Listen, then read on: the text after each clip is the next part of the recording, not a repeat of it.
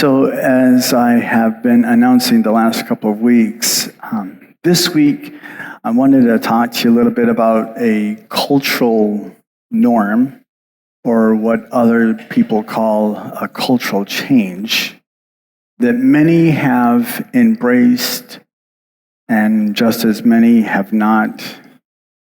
And the question is, how does a Christian respond to it? I'm talking about how do we live with those who have chosen an alternative lifestyle?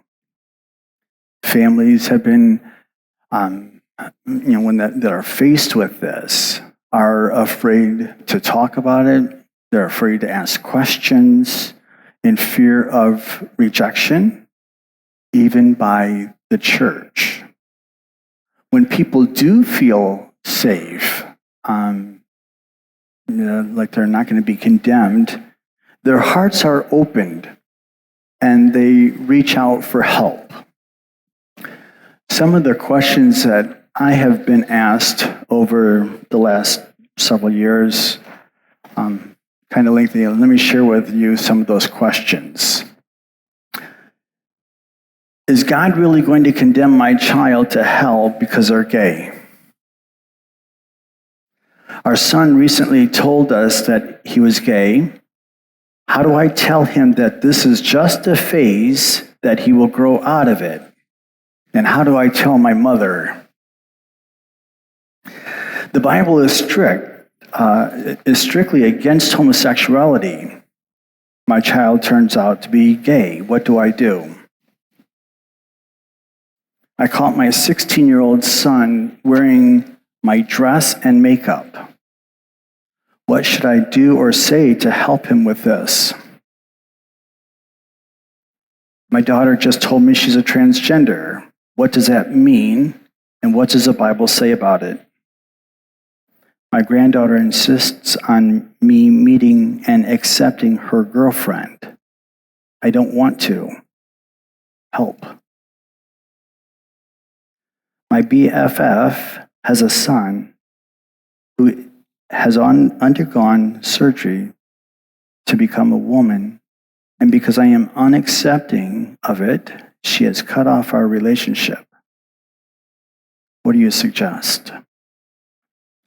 So what are we as Christians supposed to say or do when confronted with a situation happening either in our families, our workplace, school, or even at church?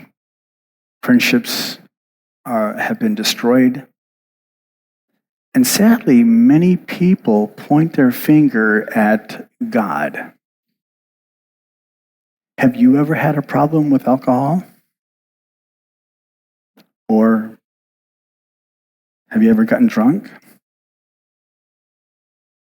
Have you had issues with drugs? Have you ever watched porn? Flirted with someone other than your husband or wife? Have you cheated on your taxes? Lied to your parents? Spent money foolishly? Have you ever withheld a tithe from God? Have you ever engaged in a homosexual activity? All sin is the same, with equal punishment. And all sin has been equally forgiven.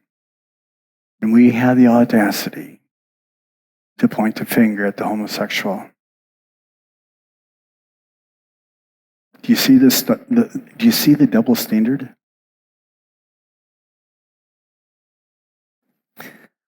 Honestly, it would be good for all of us to stop playing God and realize that we are no better than anyone else, including the homosexual. And here's the thing. God didn't put value on sin. God didn't say this sin is greater than this sin. Man did that. Man said this sin is greater than this sin. God called sin, sin. And God said the wages of sin is death, eternal punishment. So if God didn't put value on sin, and that means sin is sin, then you're all homosexuals. We're all guilty. We're all doomed to hell because of our condemnation of those who are homosexual.